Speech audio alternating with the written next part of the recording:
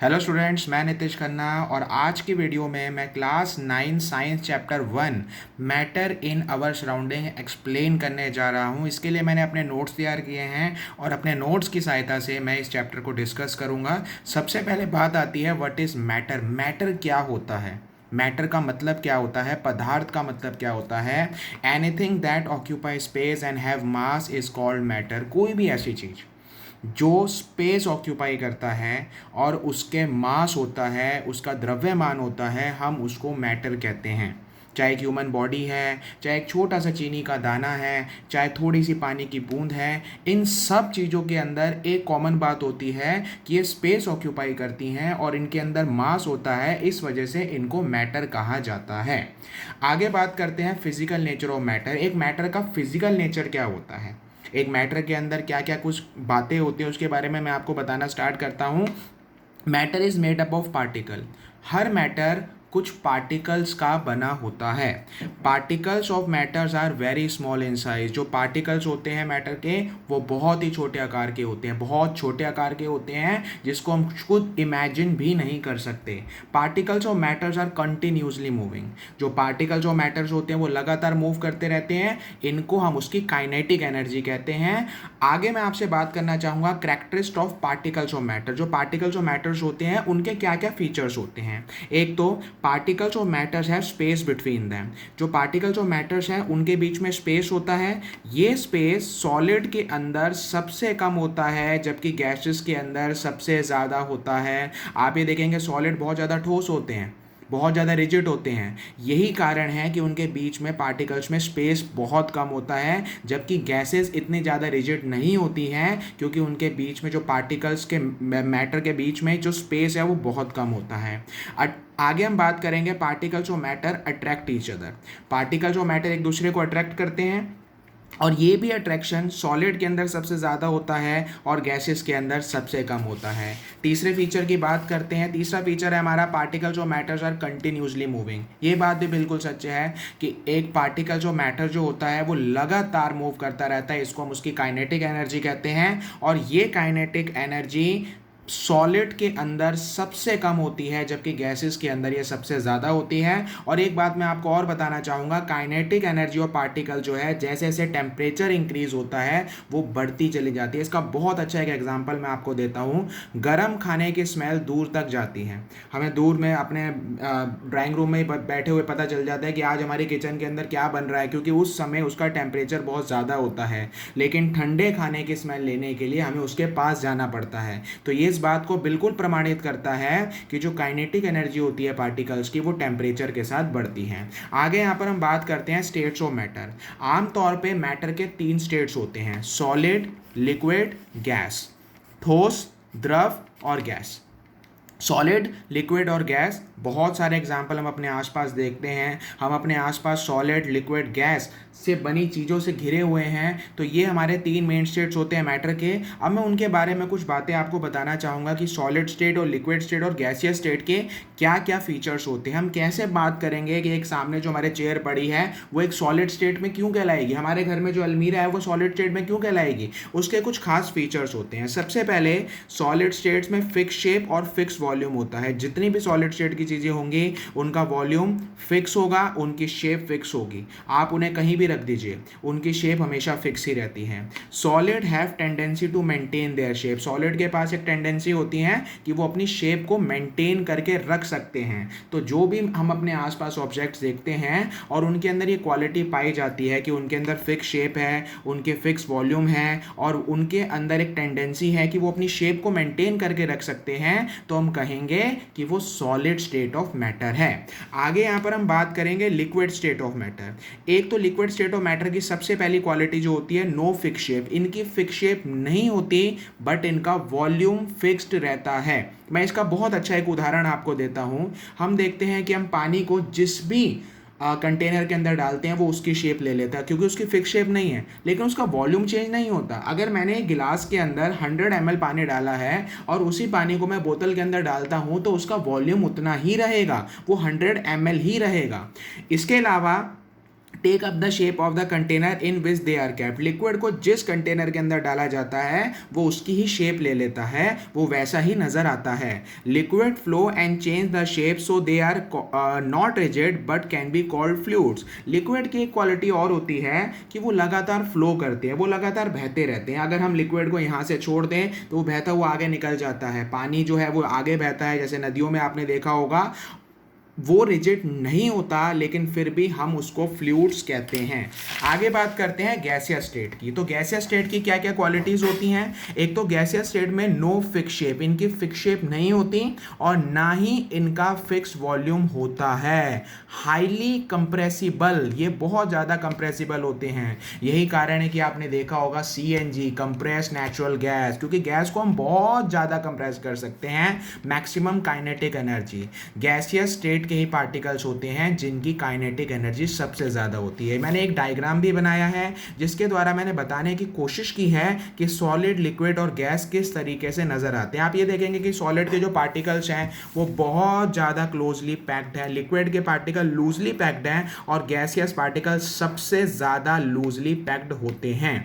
आप solid state में देखेंगे कि इनके अंदर काइनेटिक एनर्जी बिल्कुल ना के बराबर है क्योंकि स्पेस ही नहीं होता है। लिक्विड के अंदर काइनेटिक एनर्जी सॉलिड से ग्रेटर होती है पर गैसियस ऑब्जेक्ट्स के अंदर काइनेटिक एनर्जी सबसे ज्यादा होती है। अब सवाल ये उठता है, कैन मैटर चेंज स्टेट्स? क्या मैटर की स्टेट को चेंज किया जा सकता है? अगर कोई चीज़ सॉलिड है तो क्या उसको लिक्विड और क्या उसको गैस में चेंज किया जा सकता है? अगर कोई चीज़ गैस में है तो क्या उसको दोबारा लिक्विड में लाया जा सकता है? तो इसका जवाब है हाँ, ऐसा किया जा सकता है और इसको करने के दो तरीके होते हैं। सबसे पहला तरीका होता है effect of change of temperature. आप टेम्परेचर को चेंज करिए। अगर आप टेम्परेचर को बढ़ाते हैं या टेम्परेचर को घटाते हैं तो आप देखेंगे कि किसी भी ऑब्जेक्ट की मैटर की स्टेट को चेंज किया जा सकता है। मैं आपको एक बहुत अच्छा एग्जांपल देता हूं। जैसे आजकल आपको पता है कि गर्मियों के दिन चल रहे हैं और आजकल हम बर्फ़ का प्रयोग बहुत करते हैं, तो पानी को हम फ्रीज़र के अंदर रखते हैं जहाँ पे उसको टेम्परेचर बहुत कम मिलता है। तो आप देखेंगे थोड़ी देर में हमारा पानी जो है वो सॉलिड बन जाता है, बर्फ बन जाता है। वही बर्फ को जब हम बाहर निकालते हैं तो धीरे धीरे वो उसको टेम्परेचर ज़्यादा मिलने की वजह से वो दोबारा लिक्विड में चेंज हो जाता है। तो अब मैं आपको आगे बताता हूँ एक टर्म और, मेल्टिंग पॉइंट। मेल्टिंग पॉइंट क्या होता है? देखिए, जब आप बर्फ़ को बिल्कुल फ्रीज़र से बाहर निकाल कर आते हैं तो एकदम वो बर्फ़ मेल्ट नहीं हो जाती। एक टेम्परेचर होता है, एक पॉइंट होता है जब उस आइस का टेम्परेचर वहाँ तक पहुँचता है तो वो मेल्ट होना स्टार्ट करती है। इसी को उसका मेल्टिंग पॉइंट कहा जाता है। The temperature at which the solid melt to become a liquid at the atmospheric pressure is called its melting point. और आइस का मेल्टिंग पॉइंट 273.16 केल्विन, जिसको हम 0 डिग्री सेल्सियस भी कह सकते हैं। आगे हम यहाँ पर बात करते हैं बॉइलिंग पॉइंट की। बॉइलिंग पॉइंट क्या होता है? आप घर में पानी बॉईल करने के लिए रखते होंगे। आप जब गैस बर्नर पे पानी को बॉईल करने के लिए रखते हैं तो आप देखते हैं कि पानी एकदम बॉईल होना शुरू नहीं हो जाता। धीरे धीरे उसका लिक्विड का टेम्परेचर बढ़ता है और एक पॉइंट के बाद जब उस टेम्परेचर को वो पहुंचने के बाद बॉईल होना स्टार्ट होता है तो हम उसको उसका बॉइलिंग पॉइंट कहते हैं। और वाटर का बॉइलिंग पॉइंट 373 केल्विन या 100 डिग्री सेल्सियस होता है। अब मैं आपको कुछ ऐसे मेथड्स बताता हूँ जिसमें हम सॉलिड को लिक्विड और लिक्विड को गैस में कैसे चेंज कर सकते हैं। अगर आपको सॉलिड को लिक्विड में चेंज करना हो तो आप उसे हीट करेंगे, वहीं अगर आपको लिक्विड को सॉलिड में चेंज करना हो तो आप उसे कूल करेंगे। इन प्रोसेसेस को क्या कहा जाता है मैंने आपके वीडियो के आगे के सेक्शन में बताया हुआ है। इसी तरीके से अगर आप सॉलिड को हीट करेंगे तो वो गैस में चेंज होता है। ऐसे कई पदार्थ होते हैं, ऐसे कई सब्सटेंसेस होते हैं कि जिनको अगर वो सॉलिड है और अगर उनको हीट करेंगे वो डायरेक्टली गैस में चेंज हो जाते हैं। ये भी मैं आपको बताने जा रहा हूँ। इसी तरीके से अगर आप लिक्विड को हीट करते हैं तो गैस में चेंज होती है और गैस को अगर आप कूल करेंगे तो लिक्विड में चेंज होती है। अगला जो टॉपिक मैं आपको समझाने जा रहा हूं उसका नाम है सब्लिमेशन। सब्लिमेशन जो मैंने अभी यहाँ डिस्कस किया था, आपने कई सारे ऐसे सब्सटेंस देखे होंगे जो डायरेक्टली सॉलिड से गैस में चेंज हो सकते हैं। जैसे कई बार हम पूजा घरों के अंदर कपूर का यूज़ करते हैं, कैम्फर का यूज़ करते हैं, तो आप कभी कैम्फर को जला के देखना, कैम्फर सीधा सॉलिड से गैस में चेंज होता है, वो लिक्विड में आता ही नहीं है। ऐसे ही कई ऐसे भी पदार्थ होते हैं जो गैस से सीधा लिक्विड में सॉलिड में आ जाते हैं, वो लिक्विड में नहीं आते हैं। तो एक ऐसा प्रोसेस जिसमें किसी भी सॉलिड को डायरेक्टली गैस में चेंज किया जाता है या गैस को डायरेक्टली सॉलिड में चेंज किया जाता है बिना लिक्विड में आए, इस प्रोसेस को हम सब्लिमेशन कहते हैं। अगला मैं आपको प्रोसेस बताता हूँ कि किस तरीके से किसी भी जो मैटर की स्टेट होती है उसको चेंज किया जा सकता है। उसमें मैं दूसरा जो तरीका होता है affect the change of pressure. अगर आप प्रेशर को बढ़ाएंगे, कम करेंगे या ज़्यादा करेंगे तो भी हम सॉलिड को लिक्विड और लिक्विड को सॉलिड में चेंज कर सकते हैं। जैसे कि मैंने अभी आपको पीछे बताया था कि सॉलिड के जो पार्टिकल्स होते हैं वो बहुत ज़्यादा टाइटली पैक्ड होते हैं, लिक्विड के पार्टिकल्स जो होते हैं वो थोड़े लूजली पैक्ड होते हैं एज़ कम्पेयर टू सॉलिड। वहीं अगर गैस के पार्टिकल्स की हम बात करते हैं तो गैस के पार्टिकल्स लिक्विड और सॉलिड के मुकाबले सबसे ज़्यादा लूजली पैक्ड होते हैं। अब मैं आपको एक एग्जांपल देता हूँ। मैं गैस के पार्टिकल्स पे प्रेशर बढ़ा रहा हूँ। प्रेशर बढ़ाने से क्या होगा, लगातार ये सारे पार्टिकल क्लोज होने शुरू हो जाएंगे। धीरे धीरे वो पहले लिक्विड में चेंज होंगे और लिक्विड के बाद जो है वो सॉलिड में बदल जाएंगे। इसी तरीके से अगर मैं सॉलिड के जो पार्टिकल्स हैं उस पे प्रेशर को कम कर रहा हूं तो वो पार्टिकल्स जो हैं वो लूज होने शुरू हो जाएंगे और वो लिक्विड और लिक्विड के बाद गैस में चेंज हो जाएंगे। तो ये बात भी बिल्कुल सच है कि अगर आप किसी भी मैटर, स्टेट ऑफ मैटर के ऊपर इफेक्ट ऑफ प्रेशर को चेंज करते हैं तो उसका असर देखने को मिलता है। अब मैं आपको कुछ प्रोसेसेस बताता हूँ कि जब हम सॉलिड को लिक्विड या लिक्विड को सॉलिड में चेंज करते हैं तो उन प्रोसेसेस को क्या कहा जाता है। अगर आप सॉलिड को लिक्विड में चेंज करेंगे, इसको फ्यूजन कहा जाता है, हिंदी में इसको गलना या गलन कहते हैं। लिक्विड को सॉलिड में चेंज करने के प्रोसेस को सॉलिडिफिकेशन कहते हैं। लिक्विड को गैस में चेंज करना वेपराइजेशन कहलाता है, वाष्पीकरण कहलाता है। वहीं अगर आप गैस को लिक्विड में चेंज करेंगे इसको हम कंडेंसेशन कहेंगे। सॉलिड को गैस में चेंज करना और गैस को सॉलिड में चेंज करना सब्लिमेशन कहलाता है, जिसके बारे में मैंने अभी आपसे डिस्कस किया है। आते हैं इस चैप्टर के सबसे आखिरी टॉपिक पे, इवेपोरेशन यानी कि वाष्पीकरण। देखो, there is a difference between evaporation and boiling. Boiling के लिए एक पर्टिकुलर टेम्परेचर होना बहुत ज़रूरी है। जैसे अभी हमने पढ़ा कि एक लिक्विड का बॉइलिंग पॉइंट है, जब उस बॉइलिंग पॉइंट पे पहुंचेगा तभी वो बॉइल्ड होना स्टार्ट करेगा। लेकिन जहाँ बात इवेपोरेशन की होती है वो किसी भी टेम्परेचर पे हो सकता है। कई बार ऐसा होता है, बहुत तेज बारिश होती है, अगले दिन एक बहुत अच्छा सनी डे होता है तो सारा पानी हमारा गायब हो जाता है और हमें पता भी नहीं चलता। जबकि बॉइलिंग जब हम पानी को कर रहे होते हैं तो उसमें बहुत ज़्यादा आवाज़ होती है जो हमें पता चलती है। तो इवेपोरेशन एक ऐसा प्रोसेस होता है in which change of liquid into vapour at any temperature below its boiling point. जो बॉइलिंग पॉइंट से भी कम तापमान में हो जाता है इसको इवेपोरेशन कहते हैं। इवेपोरेशन में कुछ ऐसे फैक्टर्स होते हैं जो उसको बहुत ज़्यादा इफेक्ट करते हैं। वो 4 फैक्टर कौन कौन से हैं। And increase in surface area. जैसे जैसे सरफेस एरिया बढ़ता चला जाएगा इवेपोरेशन का प्रोसेस तेज होगा। मैं इसका एग्जाम्पल देता हूँ। हमारे घर पर अगर कहीं भी पानी गिर जाता है तो उसे हम कपड़े के द्वारा, मोपिंग के द्वारा फैला देते हैं, उसका सरफेस एरिया बढ़ा देते हैं। सरफेस एरिया बढ़ाने से इवेपोरेशन का प्रोसेस जल्दी होता है। आपने अक्सर ये देखा होगा जब चाय बहुत ज़्यादा गर्म होती है तो कई लोग उसको प्लेट में डालकर पीते हैं। प्लेट में डालने से क्या होता है, चाय का सरफेस एरिया बढ़ जाता है जिससे उसका इवेपोरेशन बहुत जल्दी होता है और वो ठंडी हो जाती है। दूसरा point, an increase in temperature.